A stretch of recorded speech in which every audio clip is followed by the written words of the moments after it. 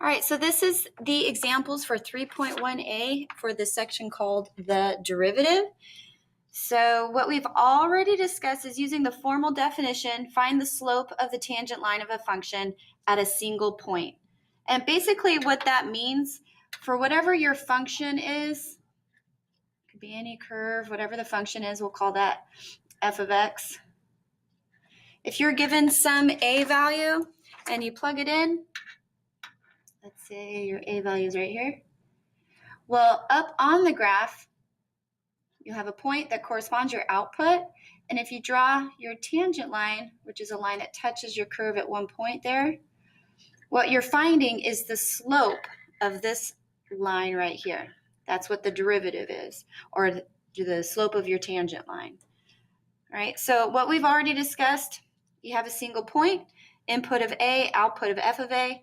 So you pick a value a little to the right indicated by, or the left, a plus h. So therefore your output would be f of a plus h.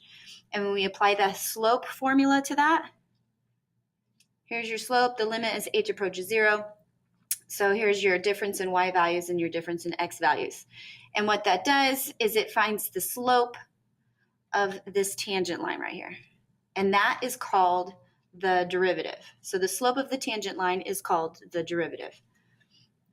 Now there's new notation that you've got to know.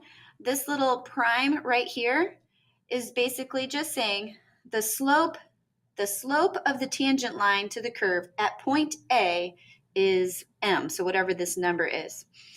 All right, now we're just going to refresh our memories on how to do this. Example 1 does say find the derivative of f of x equals x squared minus 5 at x equal to 3. So first I need to find what f of 3 is. So I'm going to plug in 3 into my function. So that's going to be 3 squared minus 5, which is 9 minus 5. So I get a 4. And now I have to pick f of 3 plus h. So I'm modeling the definition up above. Zoom in here for you.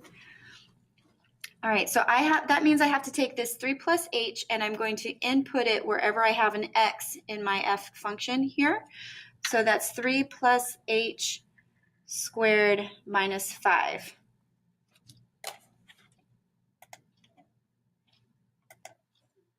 All right, so I just did a little bit of the algebra for you.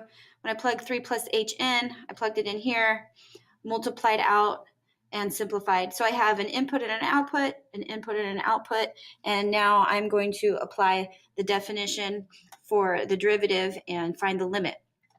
So the limit as h approaches 0, so I'm going to subtract the y values, which are my outputs. So that's h squared plus 6h plus 4 minus the output I got for this one, minus 4, over 3 plus h minus 3 is just h. And I can see here the 4's cancel away and my h's.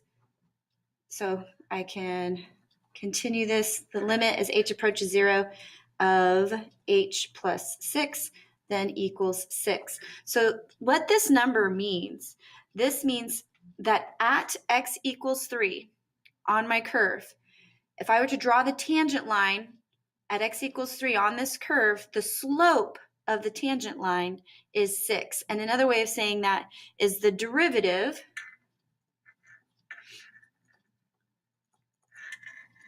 at x equals 3 is 6.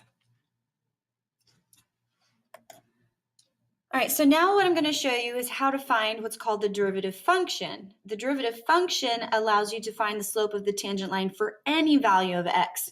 So that way, if you're given your original f of x and you need to find the slope at any x value, this particular function, all you have to do is plug that x value into your new function and you'll know the slope for any point. And the nice thing about this is you won't have to do the limit every single time for every single x value.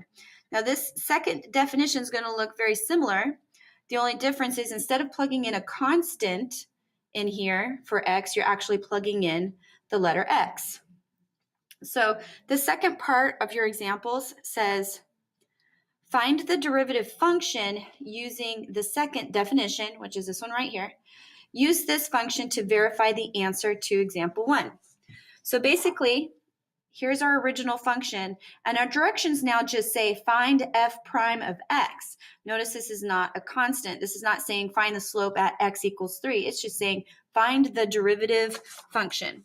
So that's what we're going to do. Now I already have f of x here equals x squared minus 5. So what I need to do now, I need to find out what f of x plus h is, because that's what represents this here.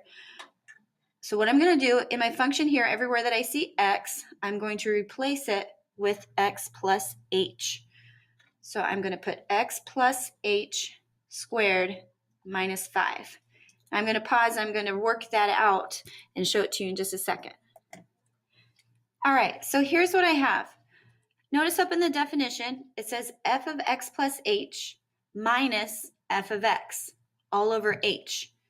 So here's what I have. Right here, after I plugged in the x plus h in here and worked it out, this is what f of x plus h equals. And right here, this is what f of x equals. So these two underlined pieces, that's what I'm going to put in the second definition up here. So I'm going to write out f prime of x equals the limit as h approaches 0. So f of x plus h is this part here. So I'm going to write x squared plus 2xh plus h squared minus 5 minus the f of x part, which is underlined right here as x squared minus 5. Notice I put parentheses around that because I'm going to be subtracting it away. And that is all over h, according to the definition. Right, so now I just have to simplify.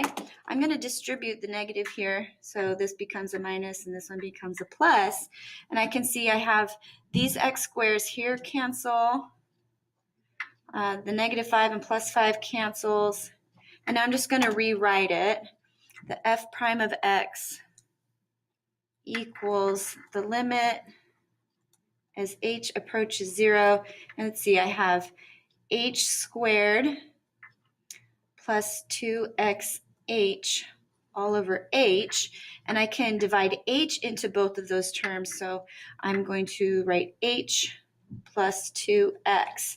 Now the limit as h approaches 0 for this function here means this h here is going to go to 0, and I'm just left with 2x.